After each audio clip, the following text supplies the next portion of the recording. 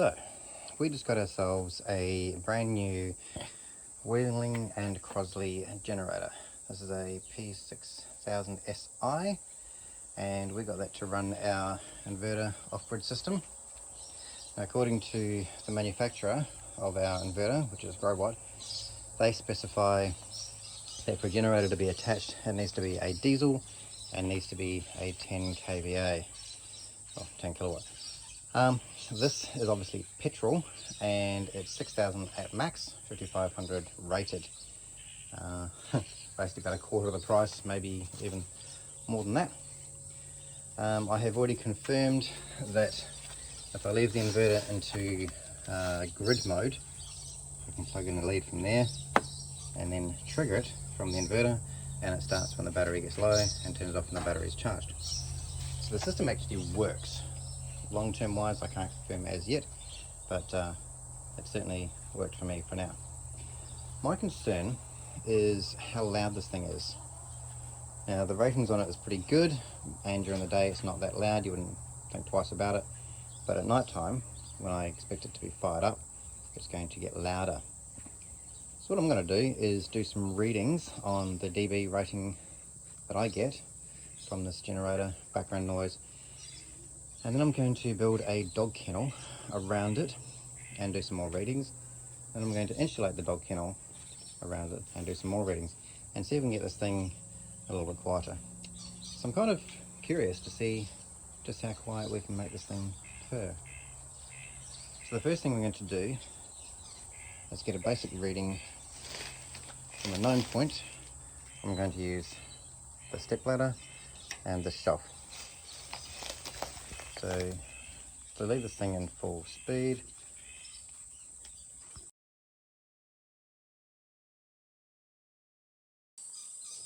alright, test number 1 done with just background noise, no generator running. Let's fire this puppy up and see what we get from the same spot.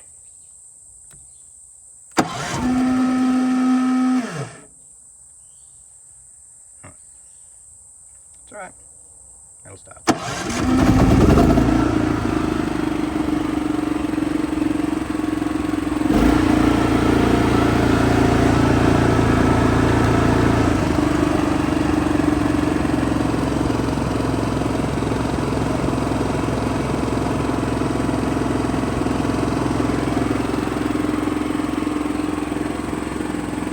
Alright, generator is running. I've got a low idle on, which is where I'm going to be leaving it.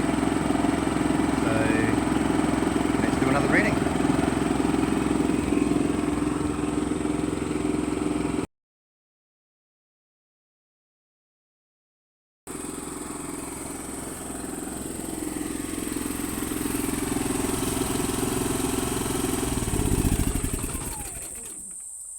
Well, that was interesting. Initial reading of 73 and now up to 81. So we've gone up, what's that, 8 dB just with having the generator running. Doesn't seem like much, but at night time you'd notice it if you're alert enough to know what's going on. So my next step from here is to build our little dog kennel, throw the generator into that and do another reading. Let's go. So this is the dog kennel I've selected. I really hope that it works. I sort of measured the physical size of that with a little bit of breathing room and used that as the floor dimensions, and we should be okay. According to the picture, it looks pretty cool. We've got a ventilation flap at the top, which we might use, we might not. Ventilation on both sides, which we might use. Never know, I might name it. But the dog didn't come with it. Never mind. Let's set this thing up and see how well it works. By the way, if you want one of these things, it came from Bunnings, of all places. So, there you go. Let's set it up.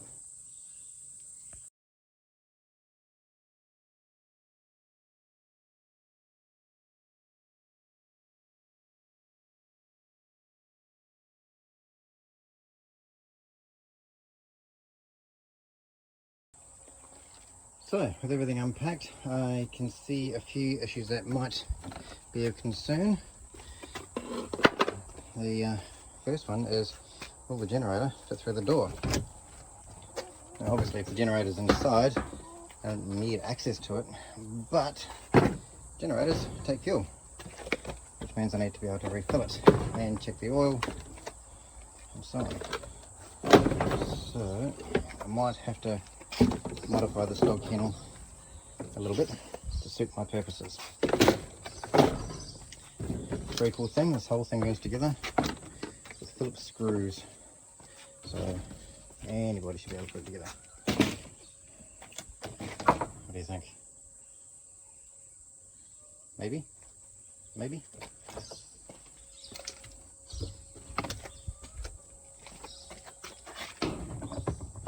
Oh, you wouldn't dream about it. It was so close, but not quite. So I'm probably going to have to modify this a little bit in order to be able to get the generator in and out. And I'm probably going to take off this edge here. Alright, it's not a biggie. I mean, it's not for a dog. It's more to keep the water out of this thing and try and reduce the noise. Alright, let's have a look at the back of it. Oh, look at that. I should better cut that. Nice sharp knife, just along this inside edge here, right through there, and then right around all over the top and down. I think that's going to be quite acceptable. Alright, let's see if I can assemble this without the front and see how we get on.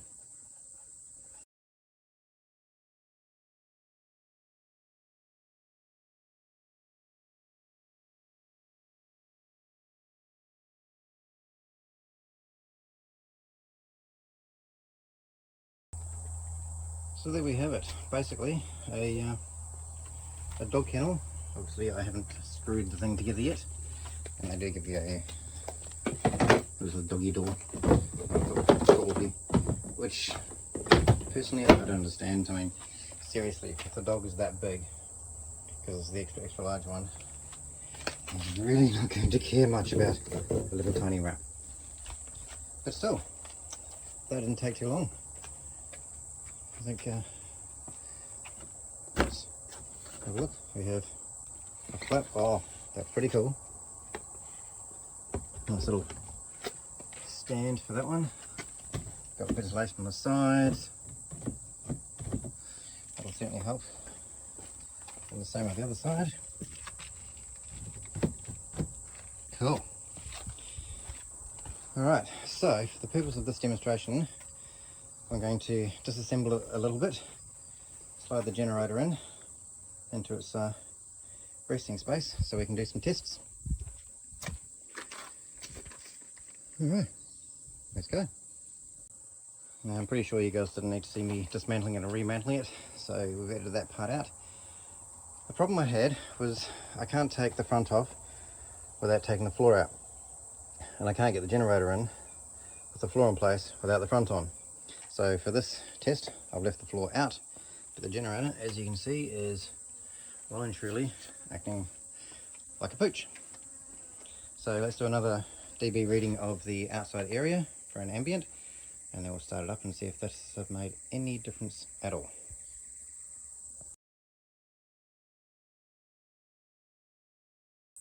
Okay, next dB test done. It was 73.2 this time. Let's fire this up, see what happens.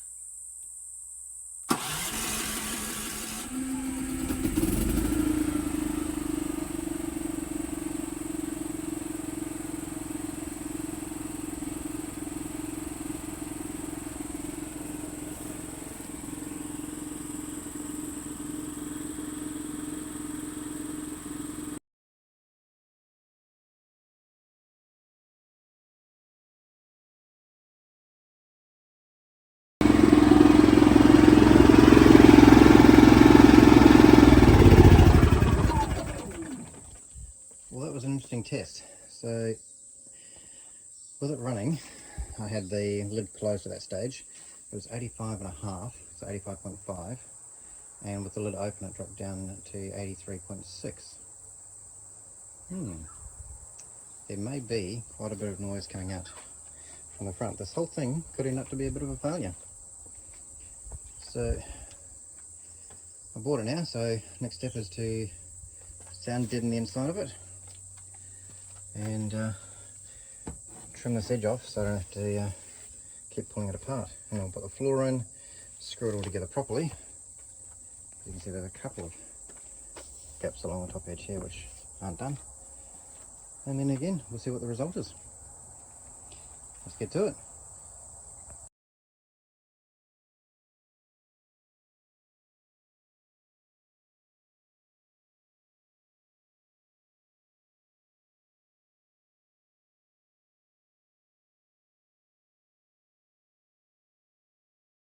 Okay, so I had to cover off a little bit more than I thought. I did a measurement, and even just taking off the little tiny edge set, it wasn't going to be enough. So I opted to go right to the very edge here and then curved it, because why not?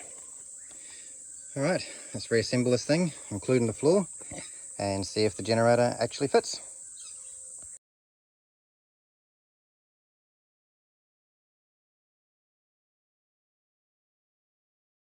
Sweet. So now we know the generator actually can come in and out of our door, which is fantastic. So then I can just literally slide it out, top it up with water, top it up with oil, do any servicing. And I didn't notice before, but at the back of it, there's a nice little air vent. That is awesome. Cool. Okay, so we know what the readings are. All we're going to do is screw it together. Actually, no, I'm not going to screw it together. I'm going to deaden this thing now. And I'll show you what I'm going to use for deadening. I'm going to do it in 2 different stages and see what the difference is. Alright, deadening time. So the first product I'm going to use is a product from Mongoose. It's called QM9. If you're in the car audio industry, you will be familiar with this, especially in Australia. It's basically stage 1 sound deadening. So it's a foil on one side, it's a sticky butyl on the other side. And the whole idea is that when you put it onto a piece of metal, it goes from ting to a tonk, because this makes it a lot more rigid and doesn't flex with vibration.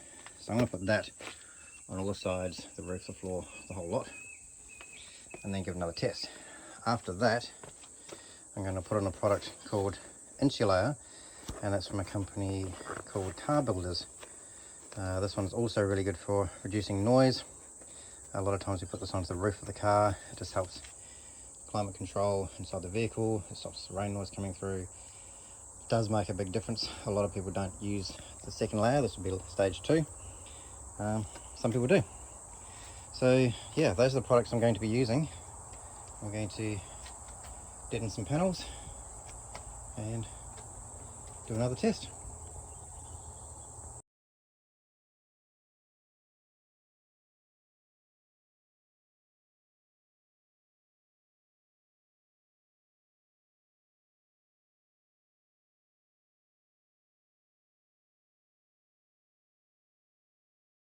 So basically that's the idea of it.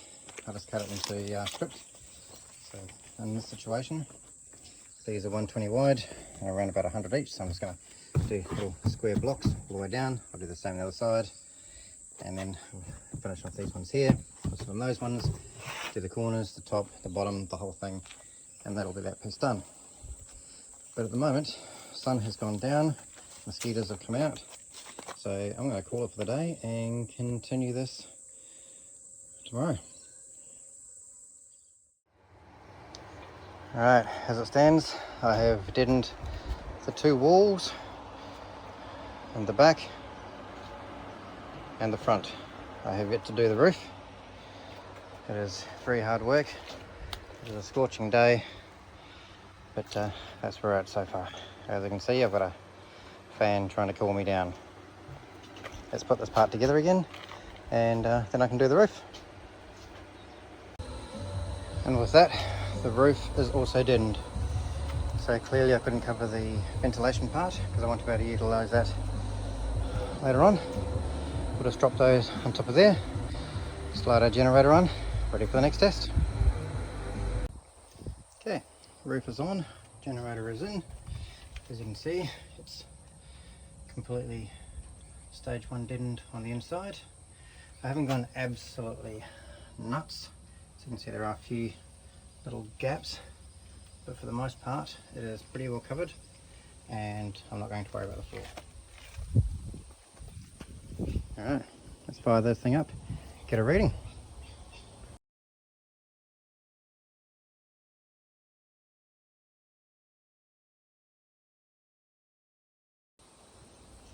Well, that was interesting. So we fired it up, I got a reading of 77.3, and then, like in the last test, I opened this up just to see what difference it would make, and surprisingly I got the same 77.3 reading, which is definitely lower than before it was insulated. Alright, the final step is to put the insulator around the inside of it and see what difference it makes. Oh, I tell you guys, it's hard work. It is a beautiful sunny day. Well, I would show the sun, but it's way too bright for the camera. Anyway, all sweating aside, let's put the second layer of deadening on.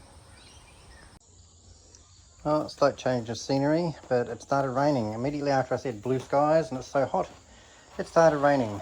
So I had to bring it into the garage and put on the next layer of deadening. As I said in the earlier video, this is the insulator, which is like a foamy kind of product. So that is ultimately stage 2.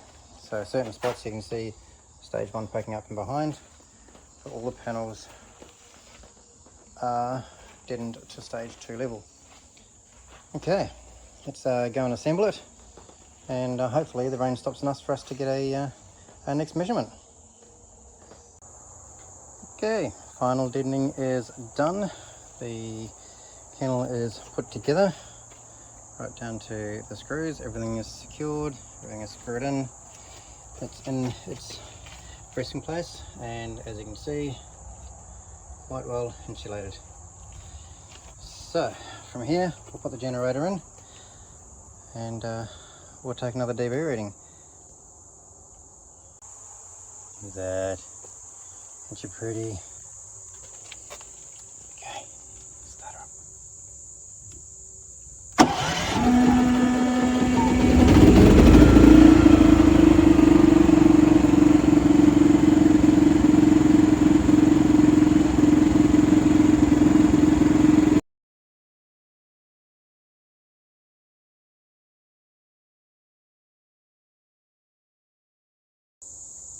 Well, I didn't expect that result. So as it sits, it was 86.6 dB, and when I opened up the lid I got 85.7 dB.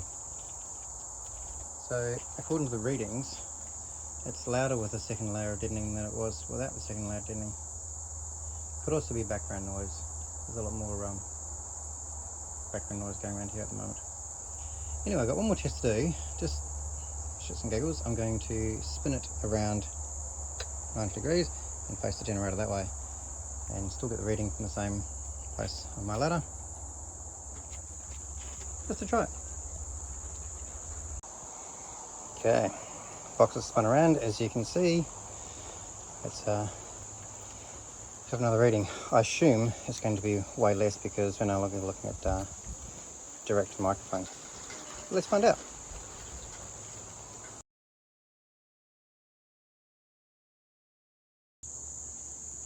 Well, that was kind of to be expected. 78.5. So it definitely turns out that facing it sideways makes a big difference, considering the house is immediately behind me.